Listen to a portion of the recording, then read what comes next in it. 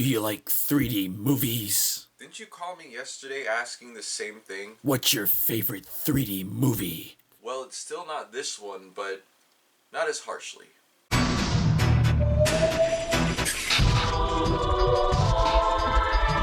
Hello everyone, welcome back to 3D Reviews. Today we are going to be re-examining the 3D in Scream 6, talking specifically about the 3D. My opinion on the movie itself hasn't changed. I mean, I enjoyed it even more a second time around because you know what's going to happen and you know what to look for. There are several factors that led to my initial distaste for the 3D. And I think one of them was my expectations for what it was going to be was set way too high. I made videos about it, I was constantly talking about how great it was going to be, and I just thought it was going to be this mind-blowing, transcendent experience, and that probably led me to being really disappointed when it didn't meet those incredibly high and, let's be honest, unrealistic expectations. The other issue was that the projection at the theater that I watched it in, I knew at the time wasn't the best.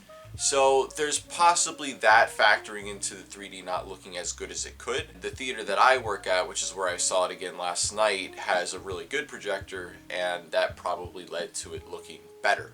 There's also other stuff, anxiety stuff too. I ended up going pretty far from home to see this movie, and that was by my own decision. That caused me to not be as focused on the movie as I could have been. So let's just jump into the 3D. The question is, why is this Scream movie in 3D while Scream 4, which came out during the height of the 3D craze, wasn't, or Scream 2022?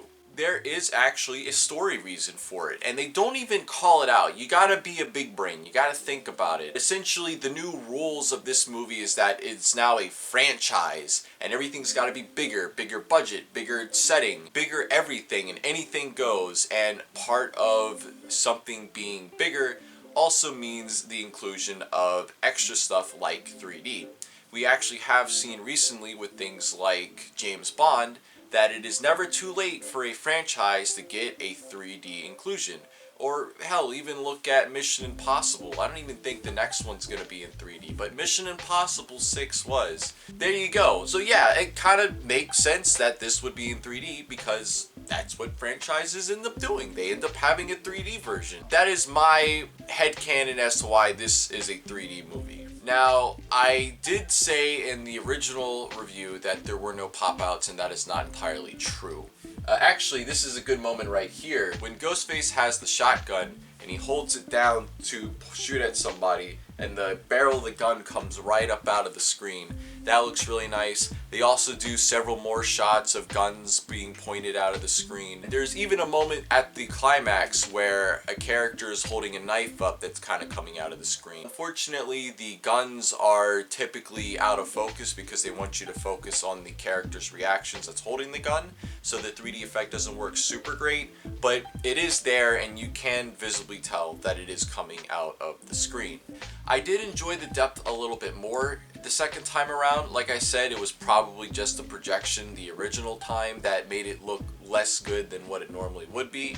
The ladder scene was even more intense. The 3D was pushed very hard in that scene comparatively to the rest of the movie. That's something that I always try to promote, is playing with depth and having more intense depth, noticeably more intense depth during intense scenes, and especially a scene where the characters are really high up, which deserve that amount of depth. And this could be my head trying to fill in some sort of blank. I also felt like whenever the Ghostface attacks were happening, the depth was a little bit deeper. That could just be me trying to do some placebo effect where I'm like, oh, maybe they're gonna do something special here. At the end of everything, the 3D wasn't pushed as much as I would have wanted it to be, and I certainly think that there are several opportunities that were missed, and that maybe if they do another 3D Scream movie, they could take into account more things.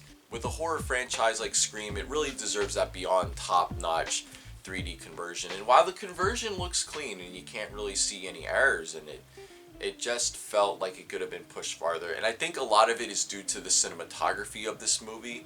It's a lot of like mid close-ups and close-ups to characters' faces, and you don't get a lot of shots of like open spaces. There's no wide shots. Generally, it keeps it close and tight to the character, which of course increases the intensity, but it doesn't work as well for 3D, or rather, it's not as interesting in 3D.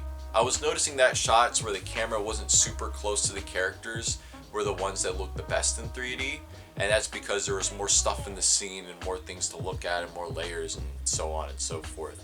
So I think it's the cinematography of this movie, which isn't bad by any means. They shot the movie the way that they wanted to. It's like, it makes sense for the story, but for 3D it doesn't work as well, and only the wide shots really work great in 3D, and the stuff where they're putting the guns out of the screen and the knife in that one scene.